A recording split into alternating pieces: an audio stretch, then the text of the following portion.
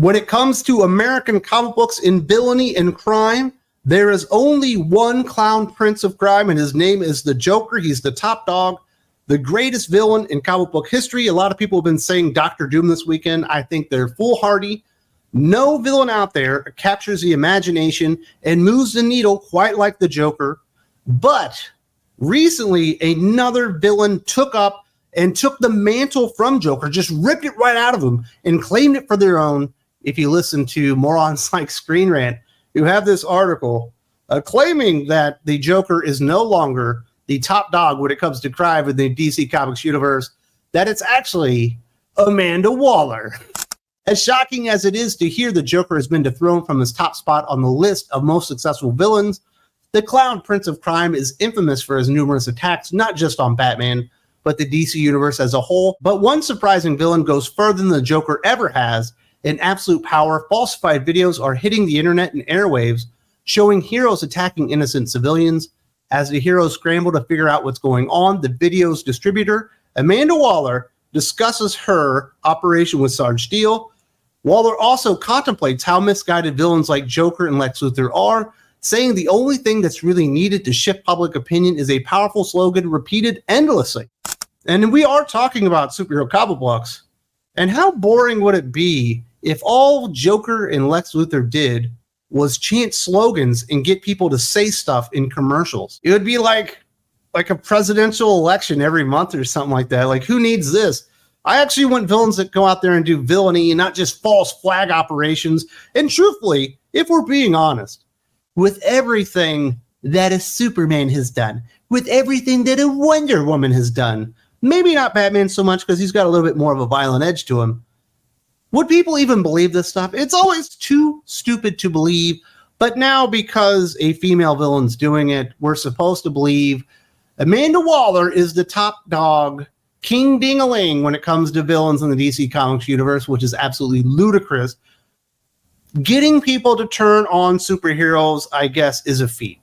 Is it as good a feat as killing Superman? I would say Doomsday accomplished more than Amanda Waller. Not only did he defeat Superman, he killed his ass, or at least it appeared like he killed him for a few years before he regenerated himself. But that was a much bigger feat than Waller did. He put on the sideline for years, and we had the age of the Supermen and all that kind of stuff. So even if you want to go like who's accomplished the most, Amanda Waller has not accomplished the most. She's never even taken over the world. She's just almost taken over the world. She's not even going to be successful. I don't think Amanda Waller could even take over Gotham City if she wanted to. And we've seen the Joker do that. We've seen Scarecrow do that. We've seen Bane do that.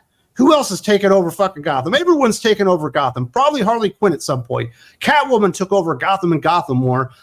Fucking Amanda Waller couldn't even do that because this is a ridiculous argument and completely undersells the accomplishments of the Joker himself.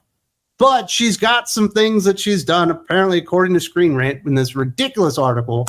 The Joker might come up with evil schemes at the drop of a hat, but Waller's been planning her latest assault on DC's heroes for quite some time. Over the course of months, Waller has made deals, collected assets, and gained political power for one reason: to eliminate the world of metahumans, the source of the Earth's problems. It took a considerable amount of time, but Waller finally collected the last assets that would give her some serious firepower: Batman's android failsafe, a swath of Amazos, and the Brainiac Queen. Really, she didn't even make any of that stuff. That stuff was made by fucking Brainiac himself in Batman when he was sleeping or whatever. She didn't even create that stuff, and I don't even think she's the originator of the Amazos, if I'm completely honest. Like, she's just borrowing everybody else's stuff. You know what the Joker did? Talk about planning and long-term stuff. He integrated himself into Iranian society to the point where the Ayatollah himself trusted Joker to such a degree, he made him a legitimate ambassador to the UN for Iran. Talk about a long-term operation.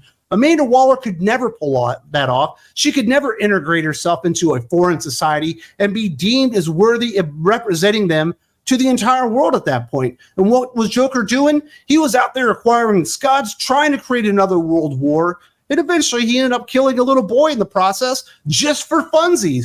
Don't tell me Joker ain't got no long-term plans. And his plans are way more diabolical and interesting than let's do a false flag operation and make people not like heroes.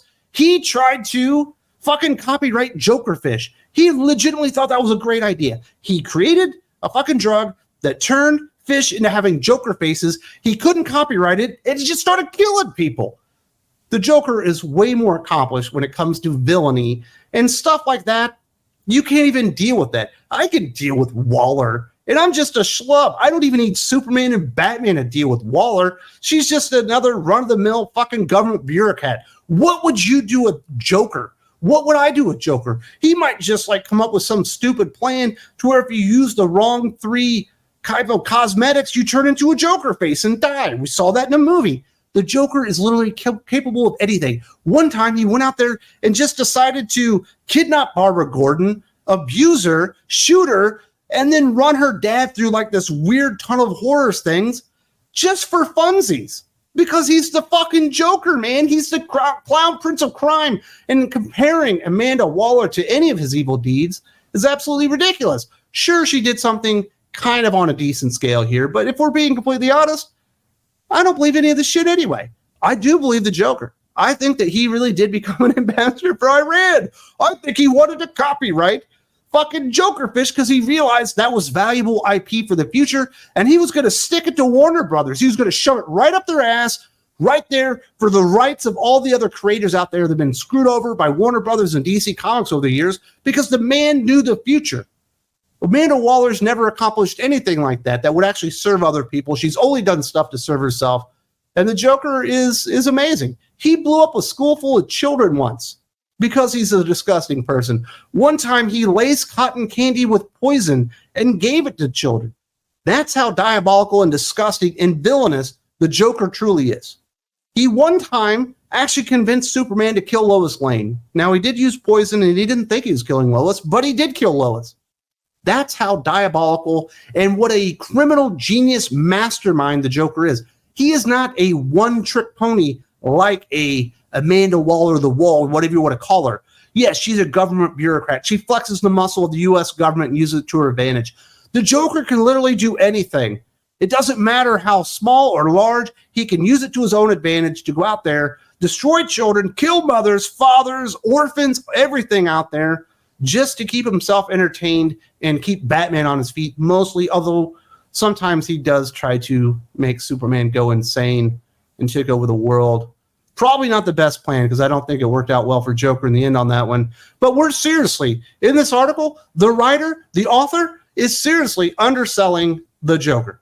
The man has accomplished a lot of great villainy over the years, and he's someone that everyone in the entire DC Comics universe should be afraid of. Everyone should be afraid of this man. There's no doubt that Joker is one of the most terrifying and lethal villains in the DC universe. He's even gotten one over on the Justice League in the classic Endgame storyline of Batman. However, Waller did something worse than merely attacking a couple of heroes. She destroyed their credibility among the public and got everyday people to attack superheroes. The Joker is great at generating chaos, but even he couldn't have done something like this. Sure, he knows how to stir the pot, but Waller's resources and psychological knowledge helped her harm the superhero community like no other villain. She destroyed their credibility. Well, fuck, all hope is lost. They got no cred. They got no Q rating with the people because she destroyed their credibility. Now, she did technically kind of, I guess, steal their powers. I don't even know how it works. But, nah, I'll still go with Joker on this one. It's absolute bullshit. She's got resources. She's got government resources. She doesn't own any of that stuff. She works for the president. She reports to somebody. And at a moment's notice, they can literally rip it all away from her. And she would be naked to the entire world and would have nothing to use against metahumans and all this kind of stuff to achieve her machinations and her will against the DC Comics universe. The Joker could take a fucking bobby pin and literally destroy an entire school with it. That's how diabolical he is. He is not given credit for being the criminal mastermind that he truly is. And they're like, oh, he's chaotic because he doesn't think straight. No, he's chaotic because that's his fucking strategy, man, to keep you on your toes. You never know what's going to happen next. The Joker could literally kill you with a fucking emu. He would do it, man. He's like John Wick, but 1,000 times more deadly and certainly more devious. The Joker is the greatest villain in all of American comic books. You could take your Dr. Doom and shove it right up your new you-know-what. There's no way he even holds a candle to any of the stuff that Joker has done. He doesn't want control maybe to the level of a Doctor Doom who wants to control the entire world, maybe to a level of a Amanda Waller who's a government bureaucrat and just craves power and all that kind of stuff. He wants to ruin all of your lives. He wants to destroy everyone's life for his own personal amusement, just so he can keep Batman entertained during the week. And, you know, and every year he sends him a little birthday present. It's always worse than the year before that. The Joker is nobody to be trifled with. The Joker is the personification of evil, not just in the DC Comics universe, not just in comic books in general, but all of fiction. He's that evil. He's right up there with Darth fucking Vader as far as somebody that cannot be dealt with. And Screenrant they're just stupid at this point. The Joker is scared. He's probably got one of the highest body counts in the DC universe. But Waller's got a completely different objective. She wants to justify getting rid of metahumans, and nothing does that better than fomenting fear against superpowered individuals. The Joker is an amazing villain, but when it comes to completely shifting public opinion, he could never do what Waller just did. It's hard to surpass a villain like Joker, but Amanda Waller has done it with her ominous crusade. Well, there you have it, folks. You have the final argument from Screenrant, who has laid out their reasoning on why they think Amanda Waller has officially passed over the Joker as the most diabolical, villainous, biggest piece of crap in the entire DC Comics universe. I've had my rebuttal out there on why I think Joker keeps the crown, while no one is coming for the crown. I don't think anyone could even touch Joker when it comes to villainy and the things that he's been able to achieve, despite being an absolute lunatic who shouldn't be able to walk the streets because he looks crazy. And I did show a great image there. Do you guys remember Suicide Squad Kill the Joker? Number one, what does he do in the first issue? He fucking killed Amanda Waller. And while not being a great comic book, that shit was absolutely hilarious. That was a great moment. I was like, yes, way to go, Joker. Score one for the good guys. And so who do you agree with? Do you agree with Screenrant that Amanda Waller is now the top dog? Or do you agree with me and basically the general opinion of everybody that loves comic books that it's clearly the Joker? Who moves the needle? The Joker moves the needle. What's the last DC comic that really, really sold like gangbusters? Batman and the Three Jokers.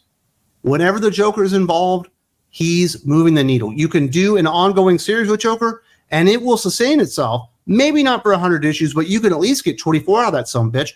You ain't getting more than 6 issues out of Amanda Waller, and they're pushing it right now with that stupid Absolute Power Origins fucking story. I don't even know what they're thinking. The character just does not hold a candle to the Joker, and those are my final words. I definitely want to hear from you guys in the comment section. Is Screenrant right? Is Amanda Waller now the most powerful villain in the entire DC universe? Or do you agree with the side of right, with the obvious choice, the only choice, that it is the Joker, the clown prince of crime, reigns supreme to this day in DC Comics universe? Now, if you enjoy these kind of conversations and you like what I'm bringing here, a little bit of levity, a little bit of honesty, you know, an honest broker to comic books, which I don't think we have a lot of those out there, and you would like to support what we're doing on Think Critical YouTube, I do hope to see you on Think Critical Patreon. There's a link in the video description. We have awesome conversations like these. You can get all the audio files, plus you get upwards of 40 extra hours of new content, whether it be podcasts, videos, all that kind of stuff, every single month on Think Critical Patreon at the highest tier. There's a link in the video description. Hope to see you there very soon.